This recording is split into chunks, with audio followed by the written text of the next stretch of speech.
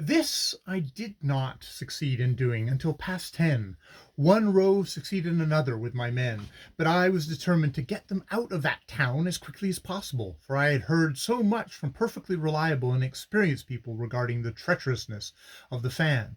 I feared too that more cases still would be brought up against Kiva from the resume of his criminal career I had last night, and I knew it was very doubtful whether my other three fans were any better than he.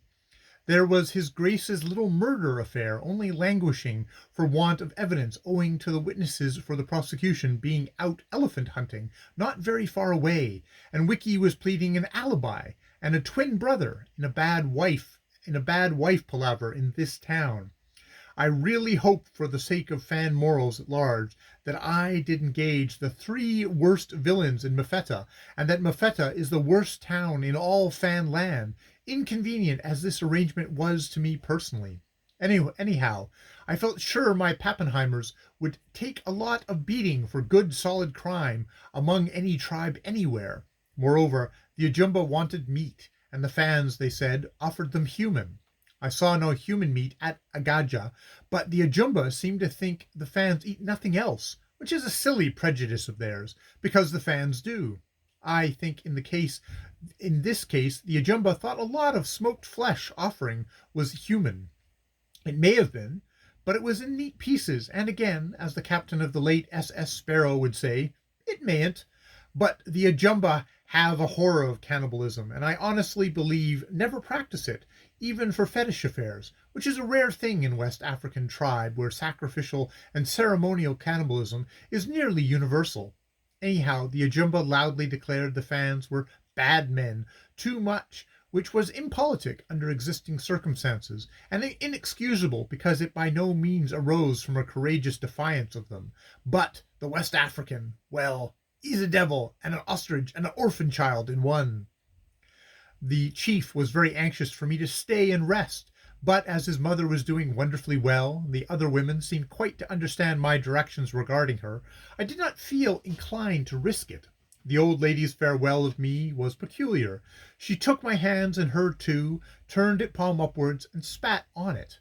I do not know whether this is a constant form of greeting among the fans.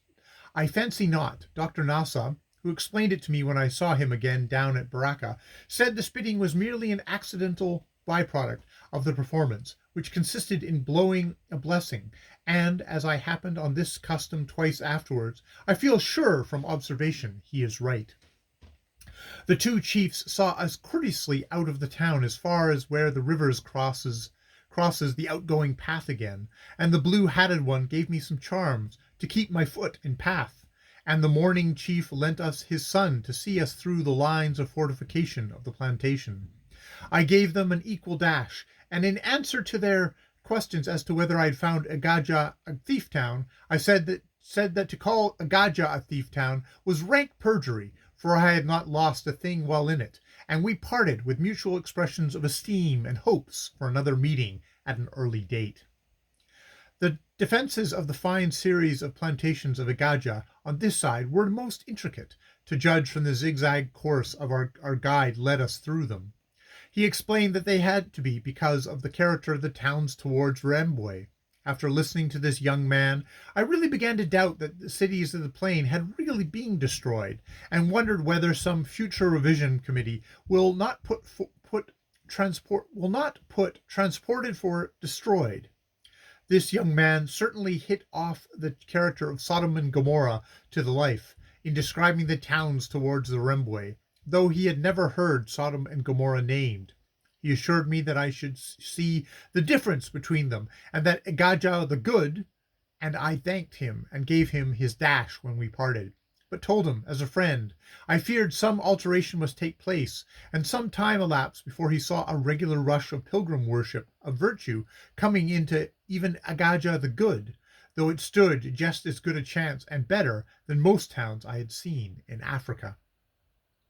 We went into the gloom of the great forest again, that forest that seemed to me without end, wherein, in a lazy, hazy sort of way, I expected to wander through by day and drop in at night to a noisy savage town for the rest of my days.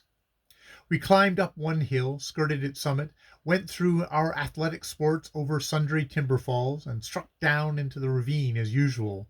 But at the bottom of that ravine, which was exceedingly steep, ran a little river free from swamp.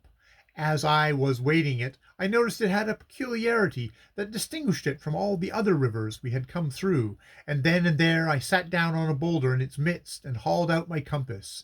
Yes, by Allah, it's going northwest and bound as we are for Rembwe River. I went out the other side of that river with a lighter heart than I went in, and shouted the news to the boys, and they yelled and sang as we went on our way.